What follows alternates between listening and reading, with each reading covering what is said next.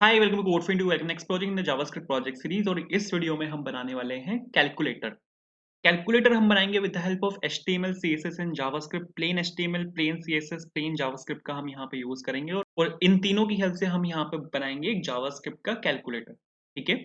आप अगर यहाँ पे देखोगे कैलकुलेटर वाली फंक्शनैलिटी बहुत सिंपल है। अगर सपोज यहाँ पे 45 और इनटू, और आप यहाँ पे अगर 2 पे क्लिक करोगे, ये यहाँ पे बटन्स हैं।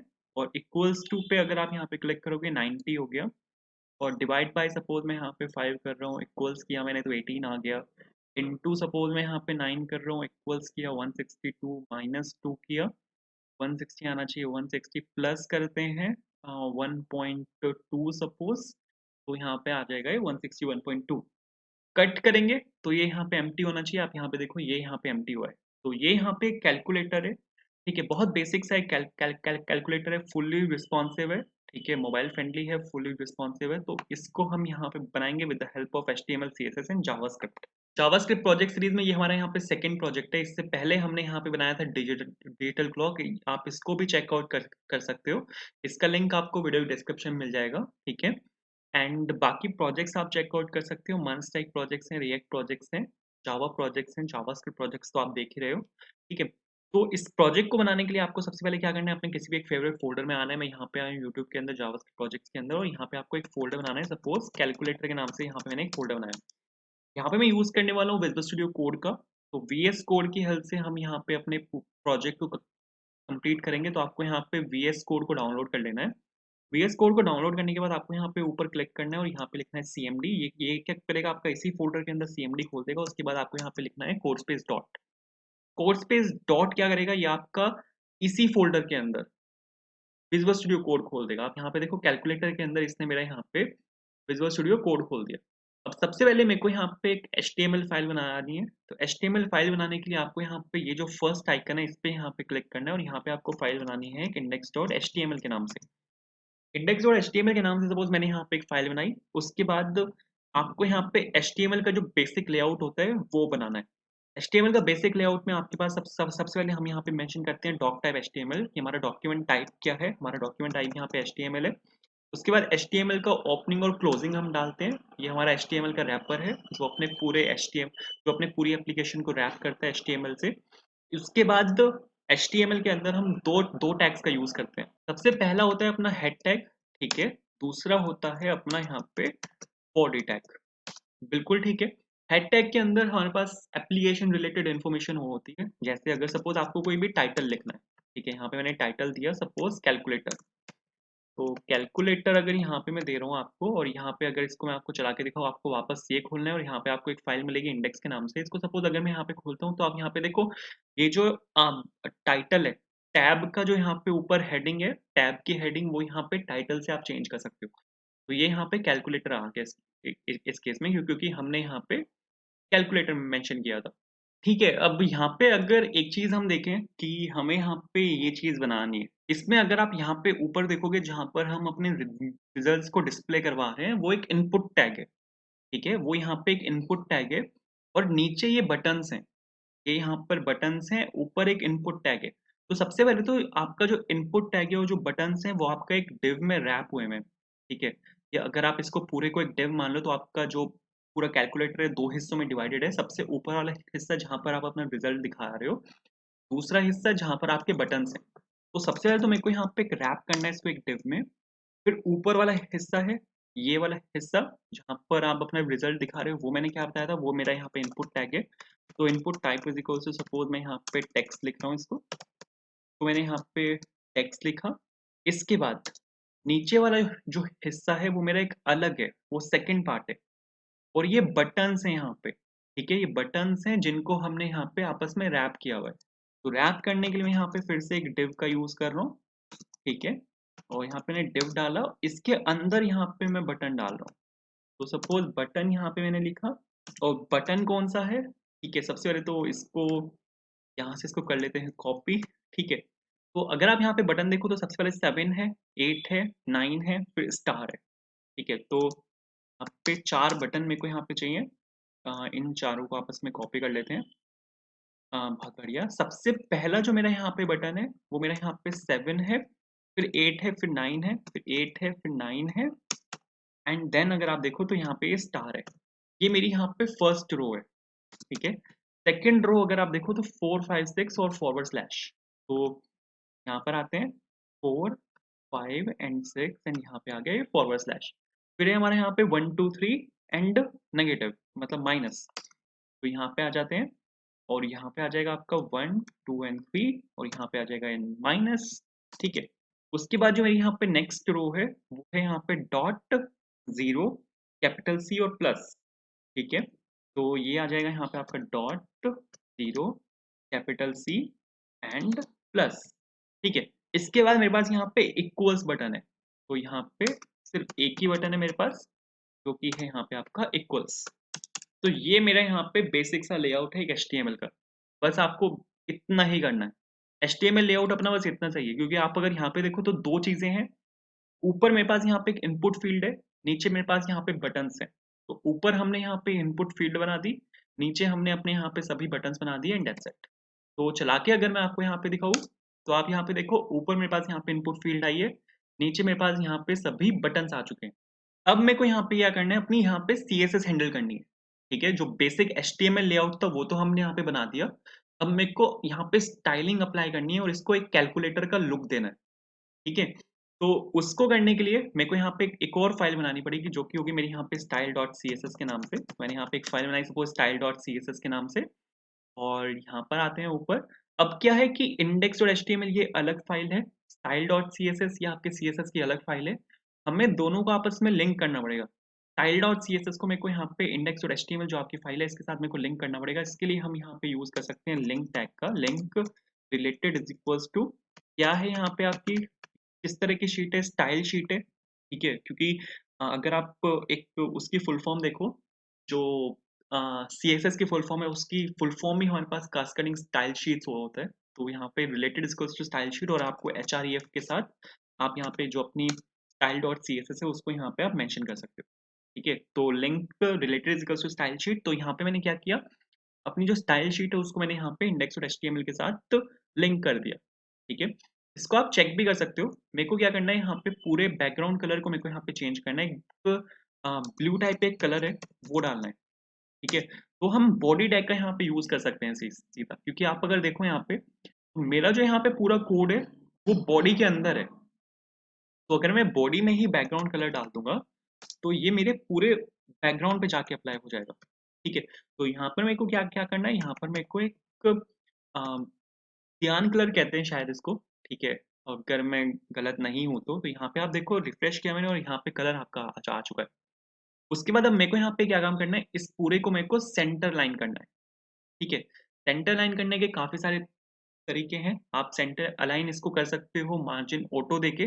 मार्जिन ऑटो क्या करता है, चारों तरफ से सेंटर उठा लेगा, ठीक है, बट उसके लिए विड्थ आपकी 100% होनी चाहिए। दूसरा तरीका है कि आप इसको पोजीशन एब्सोल्यूट कर दो। पोजीशन एब्सोल्यूट करके इसको एक जो नेगेटिव स्टैटिक पोजीशन है उससे आप इसको बाहर निकाल दो और फिर टॉप से 50% और लेफ्ट से 50% दे दो, तो ये यहाँ से स्टार्ट होगा। ऑफ कोर्स वहाँ पे आपको ट्रांसलेट का फिर यूज करना पड़ेगा। एक और तरीका है कि आप यहाँ पे डाल दो डिस्प्ले फ्लेक्स। डिस्प्ले फ्लेक्स डाल के हमारे पास यहाँ पे एक फ्लेक्स की एक प्रॉपर्टी होती है जो कि होता है जस्टिफाइड कंटेंट सेंटर, कि आपका जो भी कंटेंट है उसको आप सेंटर अलाइन कर दो। जस्टिफाइड कंटेंट सेंटर जो है वो डिस्प्ले फ्लेक्स की प्रॉपर्टी है। तो हमें यहाँ पे पहले डिस्प्ले फ्लेक्स लगाना पड़ता है, उसके बाद आप यहाँ पे जस्टिफाइड कंटेंट सेंटर का यूज कर सकते हो।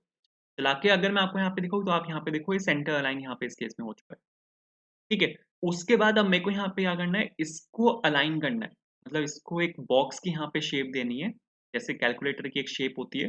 तो हम यहाँ पे एक काम कर सकते हैं कि आपका जो ये बाकी पूरा कोड है वो इस डिव के अंदर मैंने यहाँ पे रैप किया हुआ है। जो इनपुट फील्ड है वो जो बटन्स हैं वो इस डिव के अंदर यहाँ पे रैप है। तो हम एक काम कर सकते हैं, यहाँ पे मैं सपोज एक सीएसएस लगा सकता हूँ जो कि कंटेनर सीएसएस होगी, क्योंकि ये आपके पूरे कोड को कंटेन कर रहा है। तो यहाँ पे आते हैं और यहाँ पे सपोज अब ये बॉडी टैग था जो कि एचटीएमएल का टैग था। ये बॉडी टैग आपका एचटीएमएल का टैग था। तो जो भी एचटीएमएल का टैग है उसको आप यहाँ पे डायरेक्टली लिख सकते हो, बट कंटेनर यहाँ पे क्लास है तो आपको यहाँ पे डॉट लगाना पड़ेगा। तो डॉट लगाया मैंने। सबसे पहले मेरे को ऊपर से मार्जिन चाहिए, तो एक मार्जिन टॉप ले लेते हैं। कितना लें, 20 पिक्सल ले लेते हैं। तो यहाँ पे 20 पिक्सल मैंने मार्जिन टॉप लिया, थोड़ा-सा नीचे आ गया, ठीक है? एक विड्थ मेरे को यहाँ पे चाहिए, ऐसा नहीं होना चाहिए कि ये कुछ पूरी ही विड्थ उठा आ रहा है यहाँ तक। एक सर्टेन विड्थ मेरे को चाहिए जो कि होगी यहाँ पे सपोज़ 400 पिक्सल, ठीक है? कुछ इस तरह। आप यहाँ पे देखो ये 2 जो बटन्स थे, यहाँ पे अपने आप नीचे अलाइन हो गए और मेरे को यही करना है। बटन्स यहाँ पे अपने आप अलाइन होंगे, ठीक है? और बिल्कुल ठीक है। इसके बाद एक हाइट देनी है मेरे को। अब हाइट ऐसी कोई फिक्स नहीं है, ठीक है? मतलब विड्थ तो चलो फिक्स है, मेरे को विड्थ यहीं तक चाहिए, लेकिन हाइट कोई फिक्स नहीं है। तो हाइट मैं यहाँ पे डाल रहा हूँ फिट कंटेंट, कि जितना कंटेंट है उतनी ही ये हाइट उठा ले, ठीक है? इसके बाद एक बैकग्राउंड कलर यहाँ पे मेरे को देना है। ये जो बैकग्राउंड कलर है, ये आएगा आपका 445 A6F से, ठीक है? तो इसका एक बैकग्राउंड कलर यहाँ पे आ गया। तो यहाँ तक ये आ चुका है। आप यहाँ पे देखो ये जो इसके बॉर्डर है, वो यहाँ पे बिल्कुल स्क्वायर शेप में है, तो इसका बॉर्डर रेडियस मेरे को हल्का सा यहाँ पे देना पड़ेगा। बॉर्डर रेडियस सपोज 10 पिक्सल में यहाँ पे दे रहा हूँ और ये यहाँ से घूम चुके हैं, ठीक है? आप यहाँ पे देखो तो ये यहाँ से नहीं घूमा, यहाँ से नहीं घूमा, ये बटन्स हैं तो यहाँ से नहीं घूमा। इसको भी देखेंगे तो सबसे पहले तो जो ये वाला पार्ट है, अपना बटन्स वाला पार्ट, नीचे वाला पार्ट अभी छोड़ देते हैं। सबसे पहले ऊपर जो हमारी वाली स्क्रीन है, इसको सेट करते हैं। तो इसके लिए मैं यहाँ पे क्या कर रहा हूँ, एक क्लास डाल रहा हूँ। ये जो मेरी यहाँ पे इनपुट फील्ड है, इसमें मैं एक क्लास डाल रहा हूँ सपोज स्क्रीन के नाम से, ठीक है? स्क्रीन के नाम से मैंने यहाँ पे क्लास डाली, स्टाइल डॉट CSS में जाते हैं, डॉट स्क्रीन मैंने यहाँ पे लिखा, ठीक है?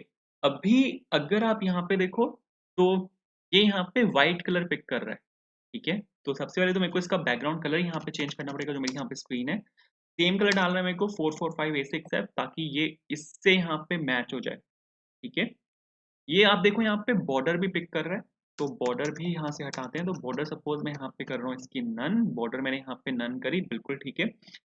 पैडिंग डालते हैं, ठीक है, ताकि ये थोड़ा सा आगे से स्टार्ट हो। तो पैडिंग मैंने यहाँ पे डाली सपोज 10 पिक्सल्स, बिल्कुल ठीक है। ये अगर आप यहाँ पे देखो तो जो ये इनपुट फील्ड है, ये यहीं तक है बस, तो मेरे को यहाँ तक लेके आना है। तो इसके लिए हम यहाँ पे डाल सकते हैं विड्थ।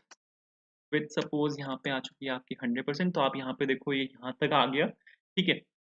इसमें मैं कुछ भी अगर टाइप करता हूँ तो ये ब्लैक कलर में आ रहा है, तो इसके कलर को हम यहाँ पे चेंज कर सकते हैं। F5 कलर डाल रहा हूँ मैं, F5 वाइट की एक शेड है, ठीक है। तो अगर मैं यहाँ पे आपको टाइप करके दिखाऊंगा तो वाइट की जो शेड है वो आएगी यहाँ पे। फ़ॉन्ट बहुत छोटा है, जो हम लिख रहे हैं वहाँ पे वो फ़ॉन्ट बहुत छोटा है, तो इसको कर रहा हूँ मैं यहाँ पे 60 पिक्सेल्स, और आप अब देखो तो ये बिल्कुल ठीक है।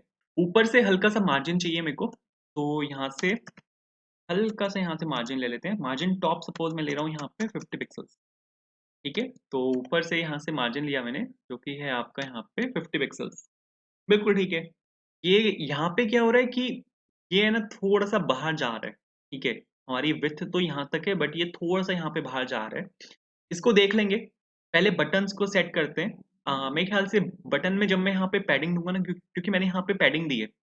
यहाँ पे मैंने 10 पिक्सल पैडिंग दी है, तो यहाँ पे शायद क्या हो रहा है कि ये यहाँ से 10 पिक्सल, मतलब 10 पिक्सल तो यहाँ से और 10 पिक्सल यहाँ से बाहर निकल गया।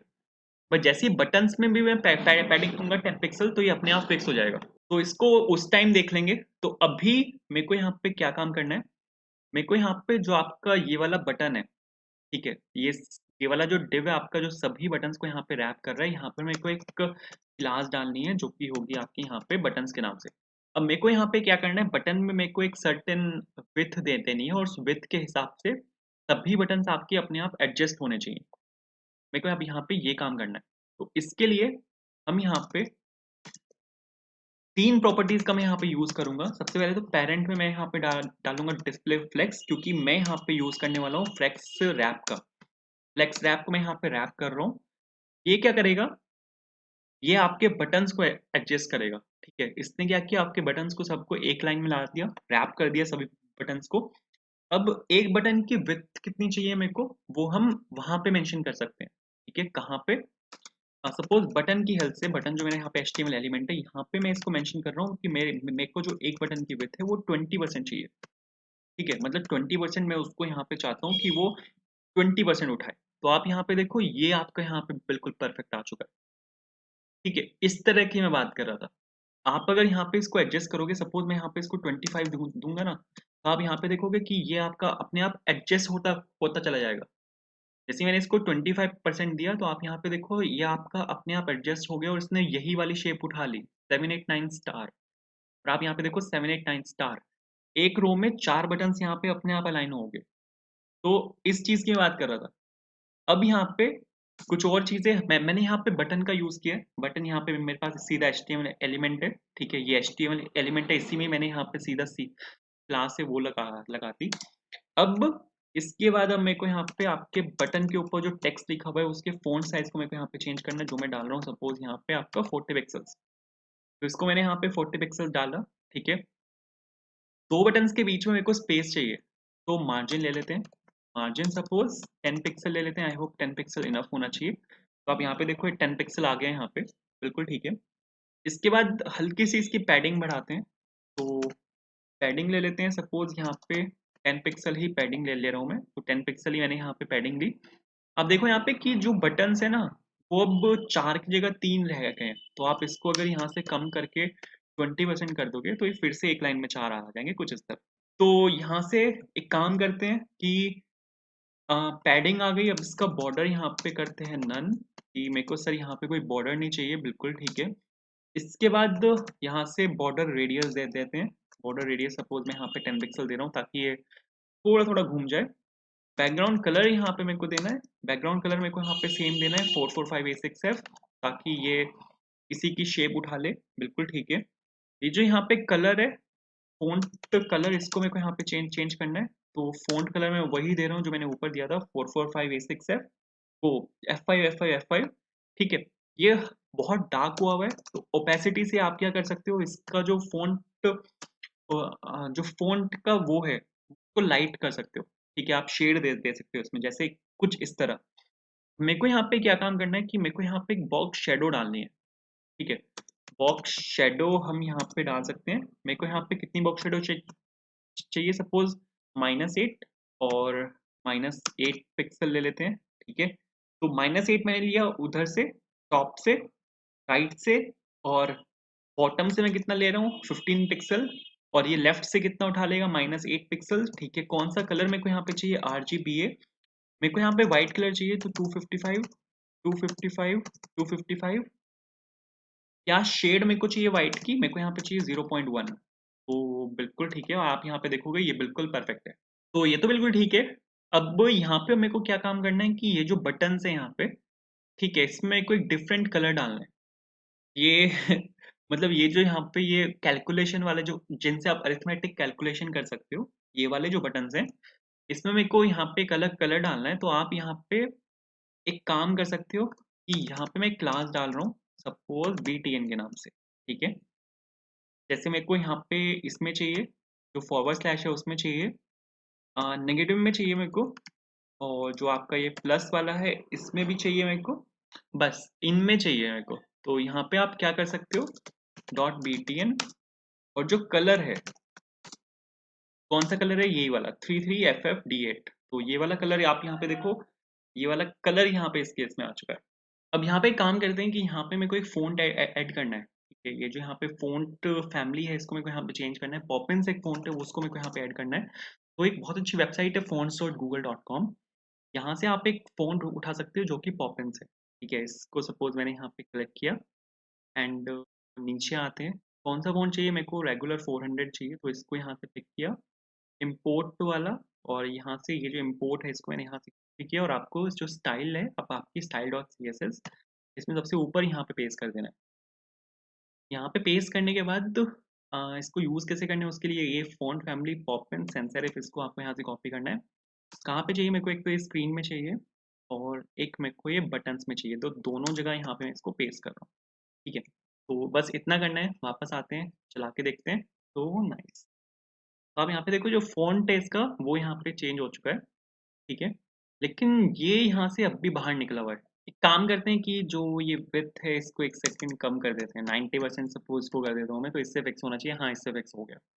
तो यहाँ पे आप देखो कि जो कैलकुलेटर का जो स्टाइलिंग वाला पार्ट है वो हम यहाँ पे कर चुके हैं।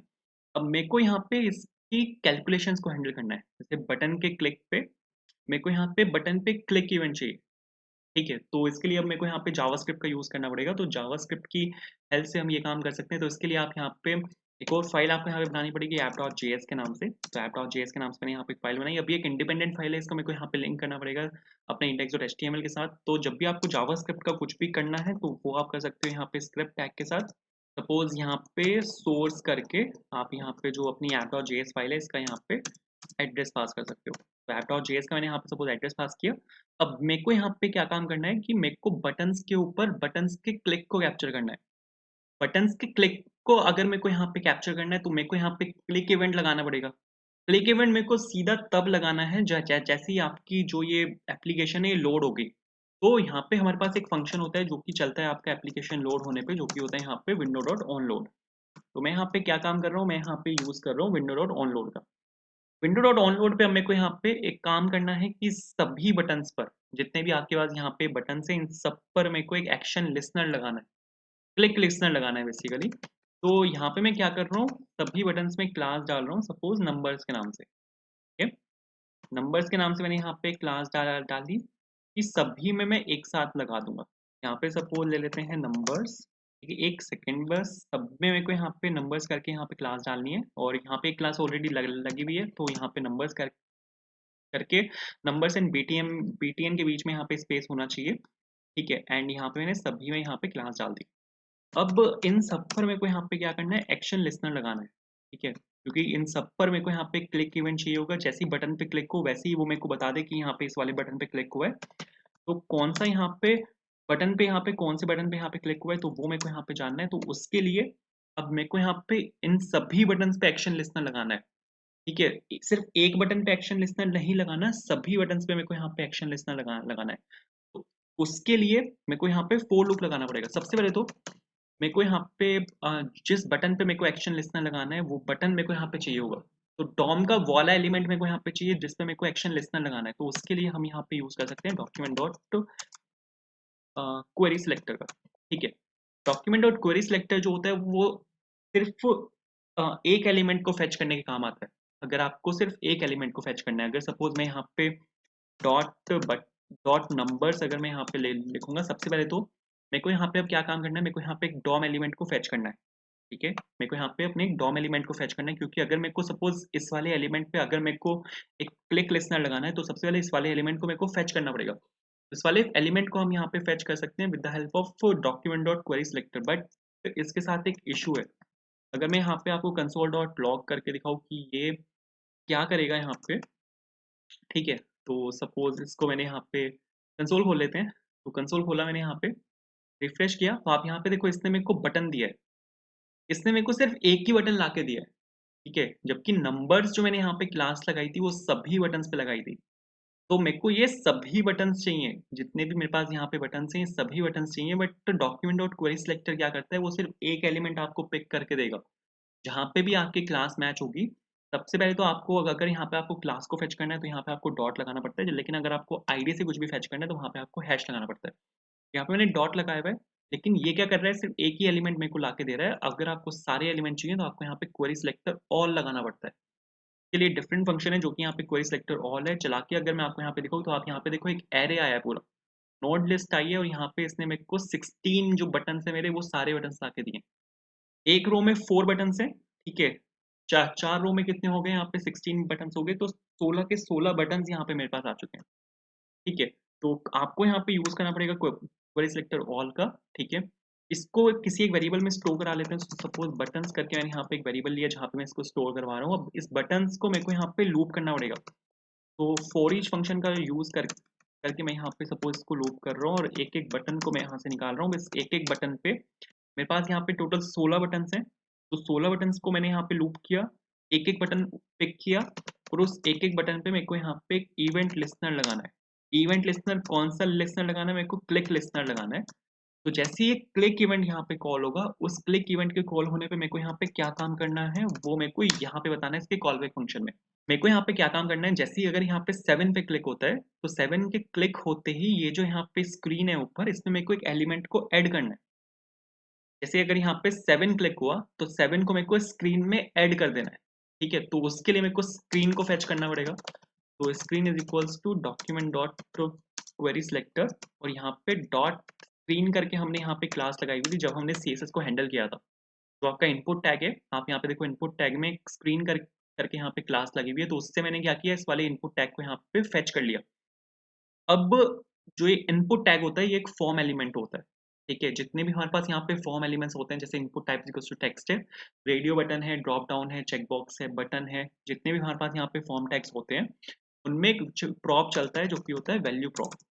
वैल्यू प्रॉप में आप अगर यहाँ पे कुछ भी पास करते हो, सपोज मैंने यहाँ पे 22 पास किया, तो आप यहाँ पे देखोगे 22 को यहाँ पे हार्ड कोड कर देगा, ठीक है?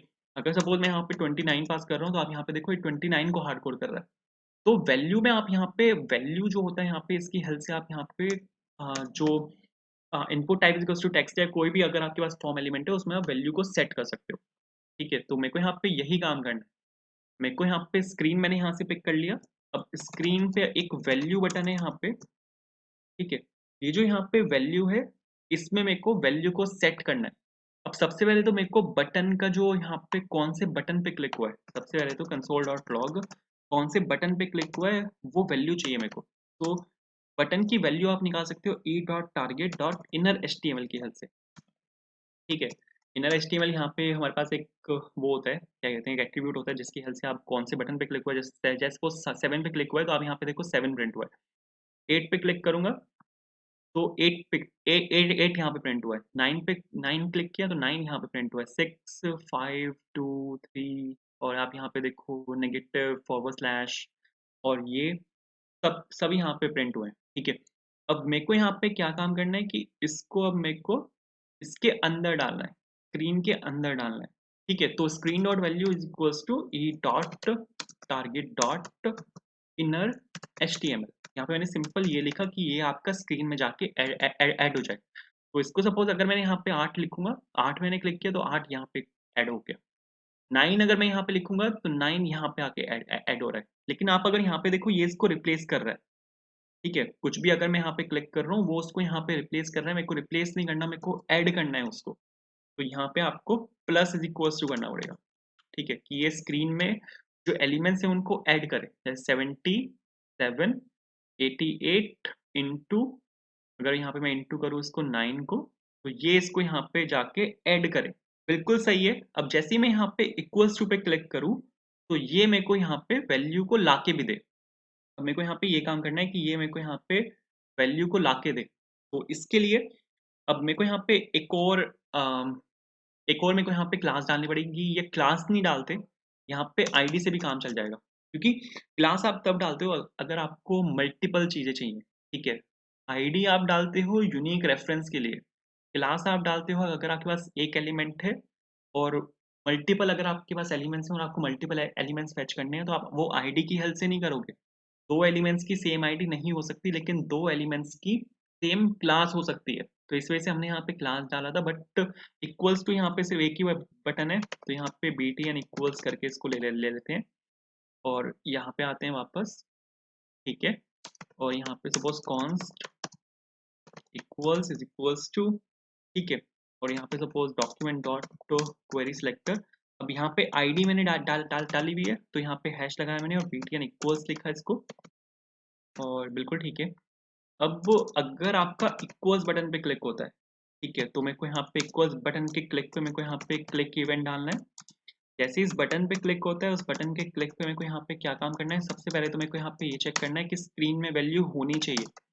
अगर आपकी स्क्रीन में वैल्यू नहीं है, ठीक है, अगर आपकी जो स्क्रीन है उसमें वैल्यू अगर यहाँ पे नहीं है, तो उस केस में मेरे को यहाँ पे स्क्रीन में एक एक वो दिखाना है मेरे को कि आप यहाँ पे प्लीज वैल्यू को एंटर करो। सबसे पहले तो मेरे को यहाँ पे ये दिखाना है। एक सेकंड ये देख लेते हैं चल रहा है क्या। तो अगर सपोज मैं बिना कोई कैलकुलेशन डाले प्लस पे अगर मैं क्लिक करता हूँ, तो यहाँ पे आना चाहिए एंटर वैल्यू, जो कि यहाँ पे बिल्कुल ठीक है। लेकिन अगर वैल्यू है स्क्रीन में, तो उस केस में मेरे को यहाँ पे स्क्रीन डॉट वैल्यू में वो दिखाना है पूरा कैलकुलेट करके। कैलकुलेशन के लिए जावास्क्रिप्ट का एक फंक्शन है जो कि eval फंक्शन है।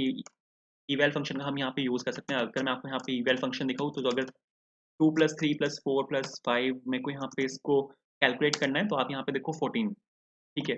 eval मैंने यहाँ पर लिखा और सपोज 2 × 3 और +5 / 3, ठीक है, +2 और इंटू 1 इंटू सपोज 2 कुछ भी आप यहाँ पे लिखो, ये आपको यहाँ पे आंसर देगा। तो eval फंक्शन का हम यहाँ पे यूज कर सकते हैं। सीधा कैलकुलेशन वो होती है eval फंक्शन से। तो जो भी आपका स्क्रीन के अंदर जो भी आपका यहाँ पे लिखा हुआ है, वो आप यहाँ पे सीधा डाल सकते हो इसके eval फंक्शन के अंदर, और ये आपको वैल्यू कैलकुलेट करके देगा। Suppose 88 and divide by 6, multiply by 6, divide by 3, अरे 3 और प्लस 33 इक्वल्स 209। तो बिल्कुल ठीक चल रहा है। अब अगर मैं यहाँ पे इस वाले की पे अगर मैं यहाँ पे क्लिक करता हूँ, तो इस पे अगर मैं यहाँ पे क्लिक कर रहा हूँ, तो अभी तो ये यहाँ पे ऐड हो रहा है, क्योंकि मैंने क्या किया था, यहाँ पर जो मेरा यहाँ पर ये वाला है, ठीक है, इस पे मैंने नंबर्स को ऐड कर दिया। बट इसमें मेरे को नंबर्स नहीं लगाना, ठीक है। तो यहाँ पे एक काम करते हैं, id is equals to btn और क्लियर, ठीक है। इसके क्लिक पे मेरे को कुछ नहीं करना, जो यहाँ पे आपका जो यहाँ पे आपकी स्क्रीन है, उसको बस यहाँ पे मेरे को क्लियर करना है। So equals to document dot query selector, और यहाँ पे हैश लगा के btn हाइफन क्लियर, ठीक है। उसके बाद और क्लियर डॉट एडिक्शन लेसनर, और यहाँ पे अगर इस पे आपका क्लिक होता है, तो यहाँ पे जो आपका कॉल बैक फंक्शन है, उसमें आपको कुछ नहीं करना। स्क्रीन की जो वैल्यू है उसको आपको एम्प्टी कर देना है। यहाँ पे स्क्रीन की जो वैल्यू है उसको मैं यहाँ पे एम्प्टी कर रहा हूँ, दैट्स इट। तो यहाँ पर आपका ये प्रोजेक्ट बन के बिल्कुल तैयार है। सपोज इसको इंटू 3 किया मैंने, और प्लस 3 माइनस 3 इक्वल्स 165 क्लियर किया, यहाँ पे क्लियर होना चाहिए, क्लियर हुआ है। तो ऐसे आप बना सकते हो। कैलकुलेटर जावास्क्रिप्ट में बहुत सिंपल है, कुछ भी नहीं था, ठीक है। तो आई होप क्लियर हुआ होगा। एंड अगर आपको वीडियो पसंद आई है, लाइक करना, चैनल पर नए सब्सक्राइब करना। And thank you so much for watching, bye.